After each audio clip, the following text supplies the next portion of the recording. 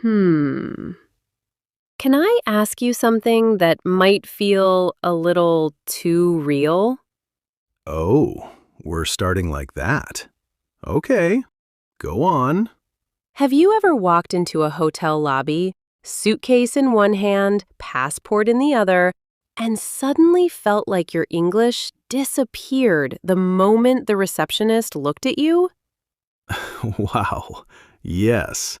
And the worst part is, you understand everything in your head, but when it's your turn to speak, your voice just shrinks. Exactly.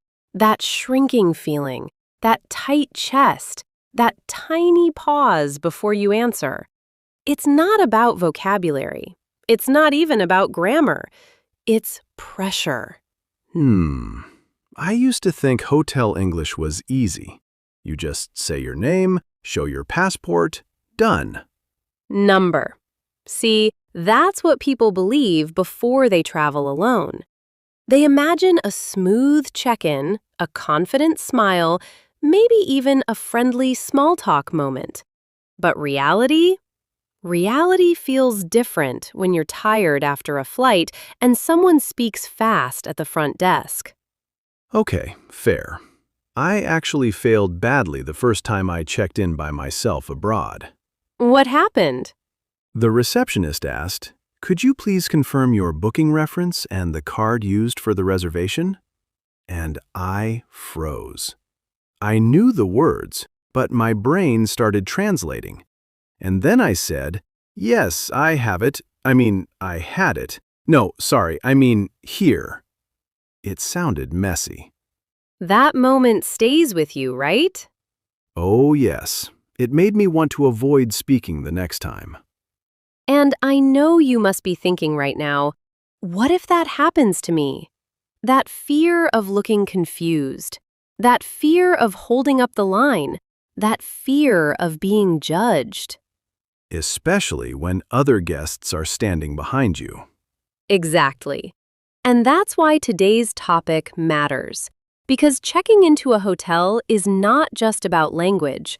It's about confidence in a very specific, predictable situation. But before we go further, welcome back to all our viewers. I'm so glad you're here with us today.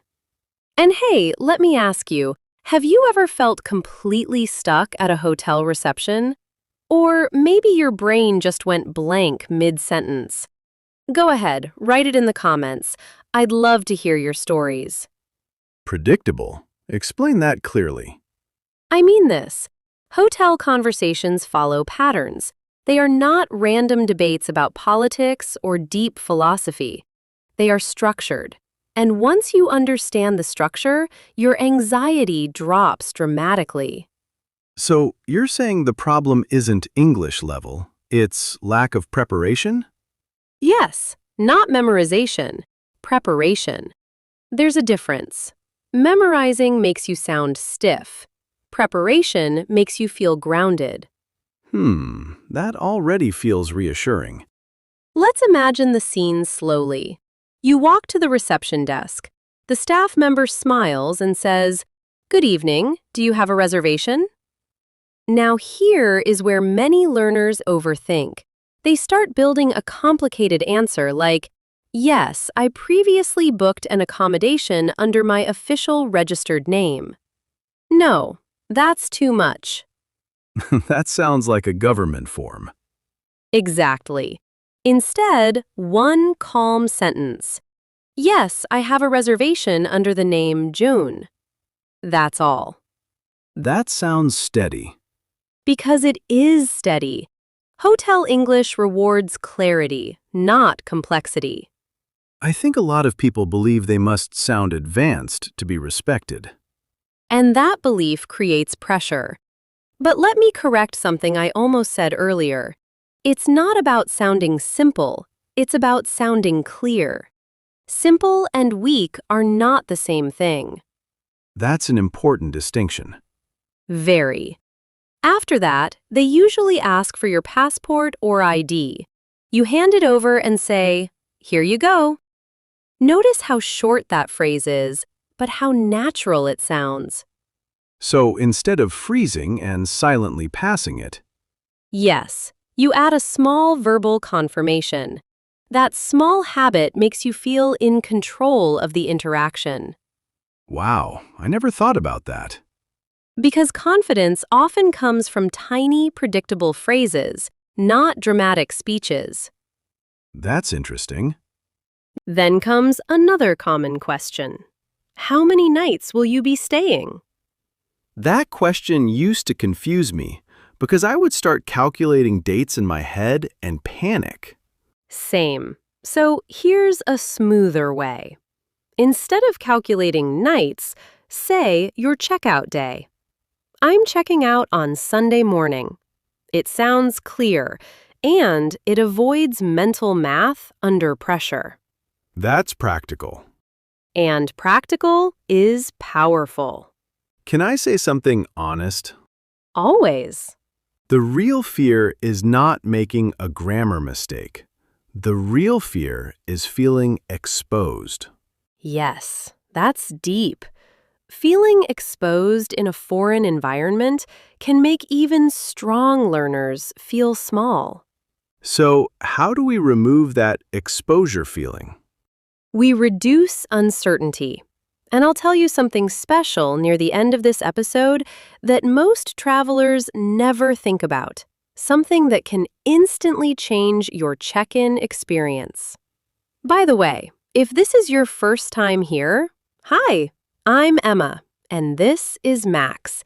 We're here to make your travel English easy and stress-free.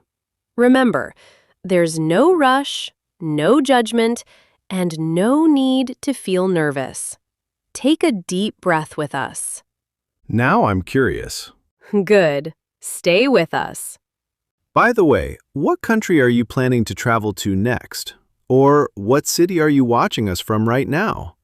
Tell us in the comments. I love seeing how wide this community is. And if you've ever felt nervous at a hotel reception desk, I think you should share that experience too. You're not alone. Not at all. Today, we're not just learning phrases, we're mastering a situation. Because when you can handle hotel English calmly, something shifts inside you. You start believing, maybe I can handle more than I thought. And that belief changes everything. Exactly. And this is just the beginning. And don't forget, if you find this helpful, hit that like button, subscribe for more travel English tips, and share this with someone who's traveling soon. You know something interesting? After we talked about the first few predictable questions at the reception desk, I realized that the real pressure doesn't actually come from the words themselves. It comes from the surprise factor, that tiny shift when the receptionist asks something slightly different from what we rehearsed in our heads during the ride from the airport. Yes, that subtle shift can feel much bigger than it actually is. Because in your mind, you created a clean script. I have a reservation. Here is my passport. Thank you. But real life adds small variations. And when those variations appear, your brain interprets them as danger instead of normal conversation. Exactly. And I remember standing there once, trying to look calm on the outside, but internally I was thinking, please don't ask anything unexpected. Please just give me the key. That internal tension made even simple sentences feel complicated. That internal dialogue is powerful. It shapes your tone, your posture, even your breathing.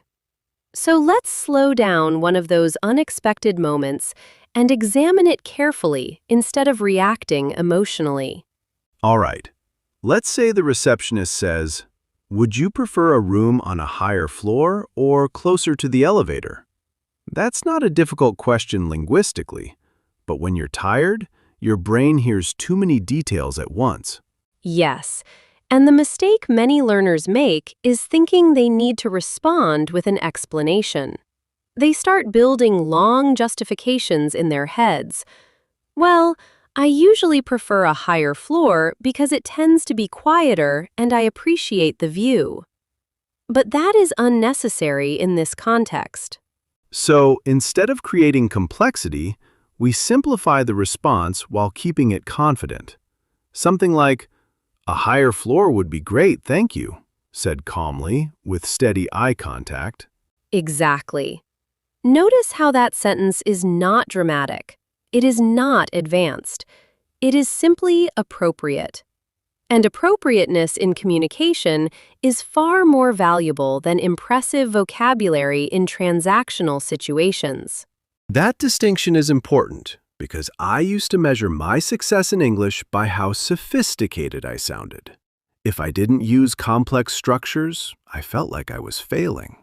And that belief quietly increases pressure. But hotel conversations are not performance stages.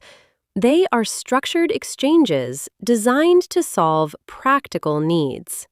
Once you truly understand that, your expectations shift. I want to bring up something that used to confuse me deeply: the credit card and deposit explanation. When they would say, "We'll place a temporary hold for incidentals," I would understand the general meaning, but the word incidentals would echo in my head like something complicated and formal. That's a common reaction. And here's where many learners stay silent even when they need clarification. They nod politely, hoping everything will be fine. But clarity reduces anxiety.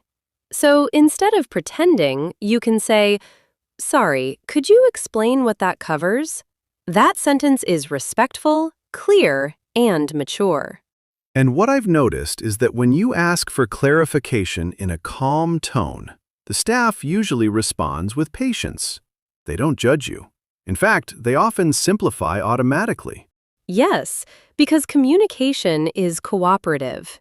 The receptionist's goal is not to test your English. Their goal is to complete the check-in smoothly. That realization alone changes your emotional position. You stop feeling like a student being evaluated and start feeling like a guest completing a process. Beautifully said. And let's talk about another sensitive moment. When something is not ready. For example, you arrive early and they say, "Your room isn't ready yet." After a long journey, that sentence can feel heavy. I remember once arriving exhausted and hearing that. My first emotional reaction was frustration, but my language reaction was silence. I didn't know how to ask for alternatives. And this is where preparation gives you power. Instead of freezing, you can say calmly, "That's okay. Is there somewhere I can leave my luggage until the room is ready?" That sentence transforms the interaction from passive waiting to active communication. It also changes how you feel about yourself, because instead of standing there uncertain, you're participating in solving the situation. Exactly. Confidence grows from participation, not perfection. I think many listeners right now are thinking, but what if they speak too fast for me to catch everything? That fear is real, especially in busy hotel environments where staff members are multitasking. When that happens, you don't need a complex rescue strategy. You can slow the pace by inserting a small reaction phrase like, "Okay, just a moment," or "Let me make sure I understood." That buys you processing time without creating awkwardness. I love how those phrases feel natural, not dramatic. They don't scream, "My English is weak." They simply manage the rhythm of the conversation. Exactly. Managing rhythm is a communication skill. And once you control rhythm, you reduce panic. Let me ask our listeners something reflective. Which part of hotel check-in feels most intimidating for you personally? Understanding fast speech, responding clearly, or asking follow-up questions? Take a moment and think about it. Then tell us in the comments, because your answer might help someone else feel less alone. Yes, when you share your experiences, you create connection. And connection reduces fear. Earlier, you mentioned that you would reveal something special that most travelers ignore. I can feel that we're building toward it slowly, piece by piece. We are. Because before I reveal it, you need to understand these layers. Hotel English is not about memorizing scripts. It's about removing uncertainty step by step until the reception desk feels like a normal interaction instead of an intimidating stage. And when that shift happens, your entire travel experience changes. You stop surviving conversations and start engaging in them. Exactly. And that transformation begins with small, steady adjustments, not dramatic changes. Now, we've talked about predictable questions, about slowing the rhythm, about asking for clarification without feeling small.